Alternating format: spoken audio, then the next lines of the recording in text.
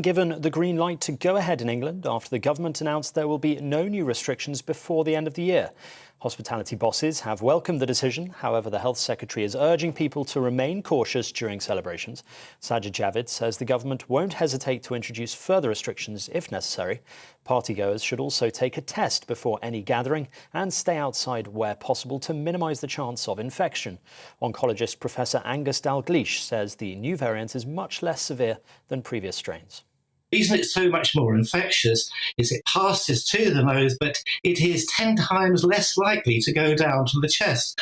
And it is that what causes the need to go to hospital if you get very short of breath, etc. You can basically get rid of it with a variety of mouthwashes, betadine, etc., soluble aspirin, pumping up vitamin D. Business leaders in England want increased government support for the hospitality sector after Omicron led to a sharp drop-off in trade in the run-up to Christmas. Although welcoming the lack of new COVID restrictions, British Chamber of Commerce's president, Baroness McGregor-Smith, says it just won't go far enough. She is urging the government to extend the business rates relief and the emergency rate of VAT beyond the end of March and to bring back a focused furlough support scheme.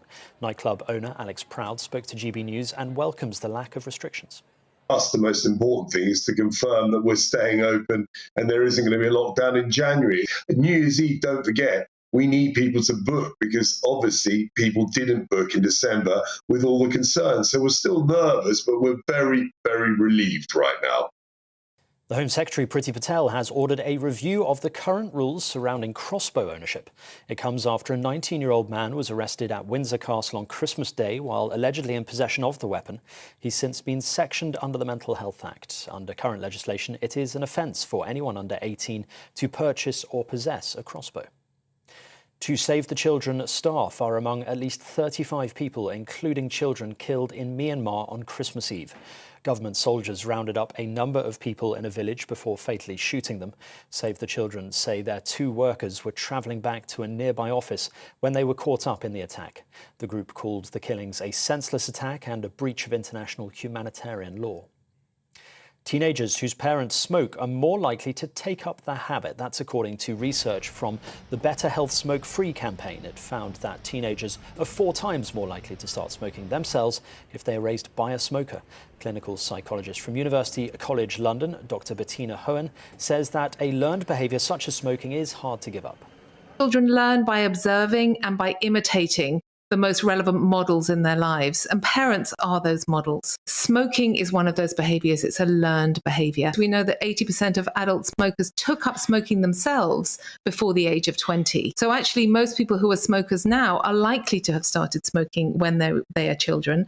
And it's a habit, and habits are really hard to break.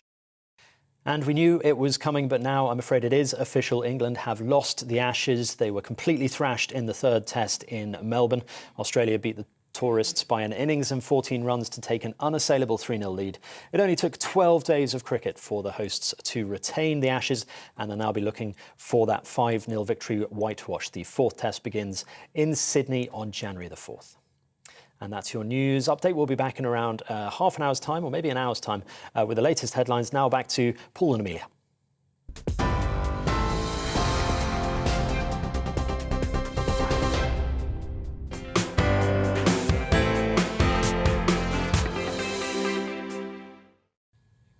Thanks, Simon. A very good afternoon to you at home. It's 4 minutes past 3. Let's get some more reaction then to that announcement by the government yesterday. There will be no further COVID restrictions in England before 2022. So it means mass events can go ahead. Nightclubs can remain open, at least in England, for New Year's Eve, in contrast with all the other UK nations. It's unclear, though, if Labour support this latest decision. Well, Wes Streeting, the MP and Labour's Shadow Health and Social Care Secretary, said on Twitter last night, after a difficult 2021, people will be relieved to see no new restrictions ahead of the new year. But we need reassurance that this is the right decision being taken for the right reasons and that schools and the NHS will be able to cope. So what do Labour MPs have to say about the alternative their party is or is not offering? Earlier we spoke to Siobhan McDonough, Labour MP for Mitcham and Morden. This is saying is that, we're as delighted as anybody that people's plans, their new year is not going to be ruined by further restrictions. It's just that with this, you always have to have an eye on the data. You always have to look for the future. And over the last couple of years, we've seen decisions that are made too late and result in worse outcomes. So we're just being cautious because as yet, we've not had that same data shared with us as the government will have had the opportunity to see. There are some figures that we know. What we're particularly looking at is if the number of admissions to hospitals in London in particular reach 400, then something would have to happen. Now, clearly, that hasn't hit that number. So it looks like the system with cope. Because with all of this, you're always looking to what will happen in the next week, the next 10 days, what will happen to admissions in hospital. Because, certainly in London, we are in a difficult place because 1 in 20 of us have got the virus, and that has a huge impact on the staff in our hospitals and our care sector. And also, I am sure that we all desperately want the schools to open next week. So it's really important that there's a plan to do that.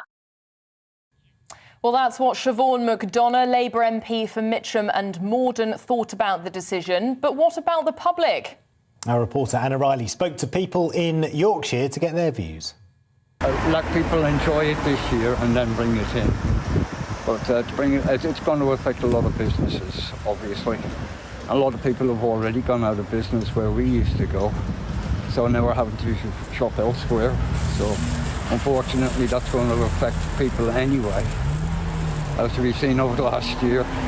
So, yeah, I think it would be a good idea to bring it in because it's getting a little bit out of hand now again. Just get on with it and carry on how we are. Yeah, carry on how we are and just live with it. Like, it's not fair, is it? Like, we're going to be stuck with it for a long time and we haven't got a cure for it, so, yeah. I just think he needs to decide what he's going to do and stop leaving us in the lurch right now. No one knows what we're doing, do we? And that's it. I think the COVID situation and all what's been done for us has been absolutely fabulous with our injections, our booster. But I still do believe that we still should be very, very careful. I still think that people should still take care because we don't really know when this is going to finish. Or, we've got to still look after each other and everybody else around us and just make sure that, fingers crossed, that it will get better. But for now, I'm still keeping my mask on because it's hiding me wrinkles as well. I think it's disgusting. I think you should get another lockdown now. Definitely. Because it's not get changing. They're not too bad. I think he's doing all right at the minute. Can't do much more, can he? There you go. That's what some people in Hull in Yorkshire have been telling us about that decision not to bring in extra restrictions in England in the new year. Although it has to be said that the NHS is still experiencing some problems because of staff shortages. A lot of people self-isolating in the health service who've contracted Omicron. And in the US, health officials there, they've halved the recommended isolation time for people with asymptomatic COVID-19 from 10 to 5 days. Well, Dr. Lawrence Gurlis, who's the CEO of Same Day Doctor, would like to see the UK follow suit.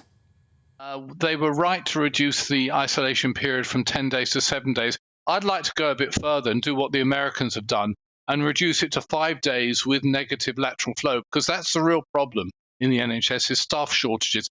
But let me remind you, there are always staff shortages at this time of year. Doctors and nurses plan their holidays to take time off at Christmas, and they deserve it. It's run by a skeleton staff anyway every year. And if you look back at newspaper headlines for the last 15 or 20 years, there's always a midwinter crisis.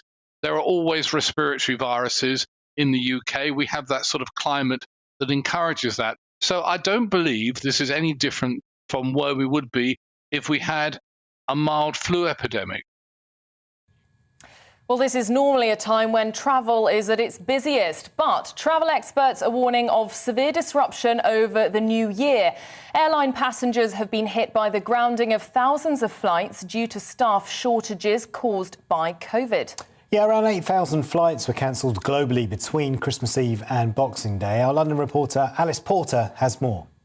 If we look at the UK at the moment, we've had the travel sector was actually starting to pick up towards the end of this year, and then Omicron hit, and then the government brought in some more regulations and restrictions in terms of testing, understandably to stop the spread of Omicron. But the unfortunate reality is that has a negative impact in terms of passengers. It's seen as less attractive to fly and go away, and that has a knock-on effect for airlines. And of course, the sector has been so badly damaged, and there's a real concern that if these restrictions that are in place currently, if they continue, then it could make the sector have more of a downturn, which is really, really worrying. But then let's just say you are able to book a flight and you're happy to take the risk and do your testing. Question is, well, where do you go at the moment? So of course, France, Germany, they've pretty clear that they're not having travellers from the UK. Austria say you have to have had your booster. So that takes up the whole of that winter market of people who might go skiing. And then, of course, if you see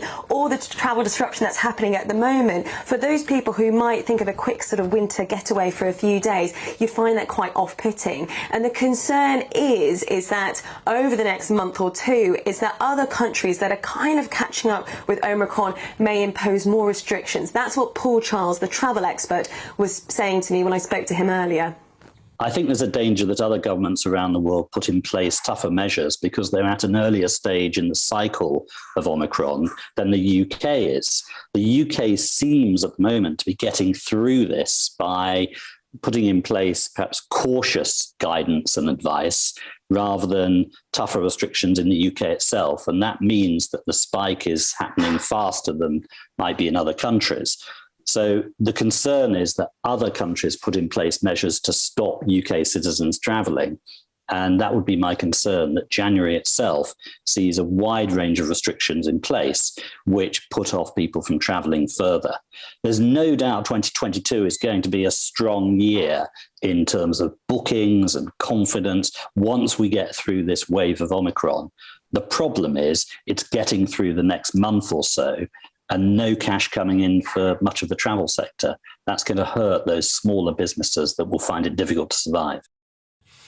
Severe travel disruption forecast over the new year. We'll keep you across that here on GB News. Just coming up to 3:15. Good to have you with us this afternoon. We're going to talk about smoking now because the Better Health Smoke-Free campaign highlights research that shows the impact adult smokers have on the young people in their lives. Statistics show that 4.9% of young teenagers whose caregivers smoke also smoke regularly. On the other hand, 1.2% of those whose caregivers do not smoke.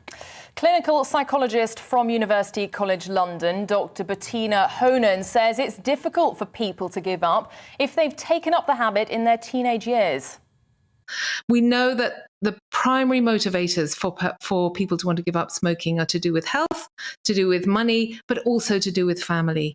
And so this research is really important. It's based on a social learning theory, which is one of the oldest theories in psychology, which says that children learn by observing and by imitating the most relevant models in their lives. And parents are those models. So in all aspects of their lives, parents are socializing children, and smoking is one of those behaviors. It's a learned behavior. Thinking about the pandemic, I think there is some evidence of increase over the pandemic, but I think this research is actually much more important in thinking about the impact that parents have on their children's later behavior. But we know that there's a kind of dose effect. So the more adults you have in your life who are modelling this behaviour increases the chances of you taking up smoking yourself. It's not a direct relationship, that's for sure, but it's 4 times more likely is actually, fairly significant. The other thing is we know that 80% of adult smokers took up smoking themselves before the age of 20. So actually, most people who are smokers now are likely to have started smoking when they are children. And it's a habit. Our brain actually loves habits and behaviour. It's a very efficient way for our brain to work. And habits are really hard to break. So if children have started smoking, then and are more likely to go on to become smokers themselves in adulthood, they have this really big mountain to climb to try to give up as an adult, which we know is a really hard thing to do, but really worthwhile. Well, that's all from us this afternoon. Colin Brazier will be here from 10 a.m. to 4 p.m. tomorrow. Yeah, coming up in a few minutes, it's Nana Queer's difficult conversations. Before that, let's find out how the weather's looking. It's time to remind ourselves there's always another winter. Canary Islands sponsors the weather. Well, it's generally cloudy with clear skies across Scotland, rain arriving in the southwest. Let's take a look at more of those details. A band of cloud and rain will affect the southwest tonight, bringing outbreaks of heavy rain and strong winds with local gales for coasts. Temperatures will rise through the night. Any drizzle will clear the southeast to leave a dry but mainly cloudy night with a few temporary clear spells. Temperatures around 7 Celsius. Dry across Wales with a few clear spells around before further cloud and rain pushes in from the southwest later. Temperatures around 7 Celsius. Heading across to the Midlands now, where after a mostly cloudy day, there'll be a few clear spells, though these will be short-lived. Mild and remaining dry until the early morning. Any drizzle along the northeast coast will ease into the evening, where it will remain and then become generally cloudy.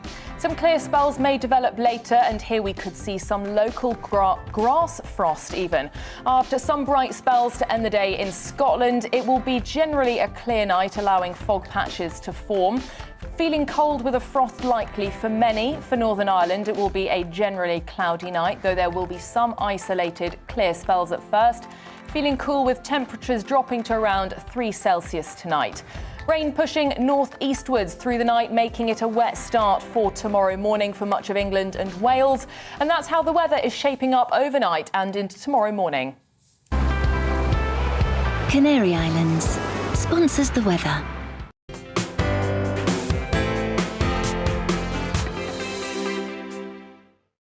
You're watching GB News live across the UK and the world on our digital stream. GB News is Britain's news channel. We are the UK's home of discussion and debate from all perspectives. We are here for you. Don't forget to join our YouTube community by clicking on that subscribe button.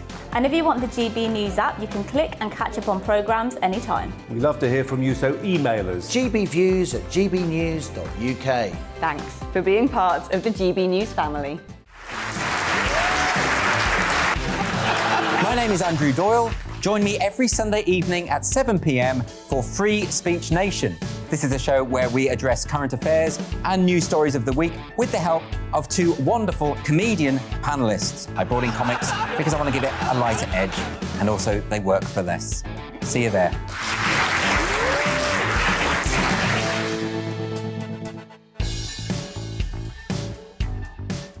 Join my show Farage, 7 p.m. till 8 p.m. Monday through Thursday, and there you will get opinion, analysis, debate, and I'll cover stories that nobody else dares to touch.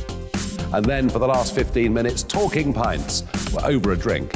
We have a civilised conversation with someone. We very often disagree, but we do it in a grown-up way. Come and join me on Farage.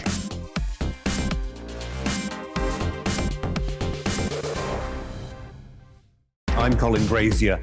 I've reported from more than 70 countries around the world, covered wars from Afghanistan to Iraq, from Lebanon to the Balkans. I'm trying to bring that experience, that feel for events, to the studio. And something else. I'm ready to give an opinion. Today's stories with a spark. Brazier from 8 p.m. weekdays on GB News. Join us for Political Correction. We're here every Sunday to correct politics and put you, the people, back in charge. We talk about all areas of the United Kingdom, including Northern Ireland. Our debate goes way beyond the Westminster Village. It's about the real country. It's about your opinion. So please, we want you to tell us what you think. This is Political Correction. Every Sunday morning from 10 a.m. here on GB News.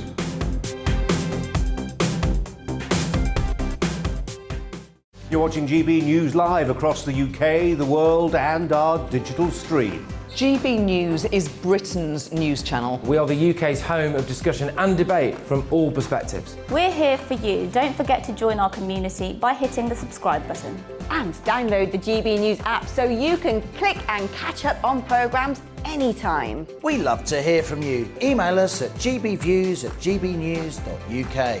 Thanks for being part of the GB News family.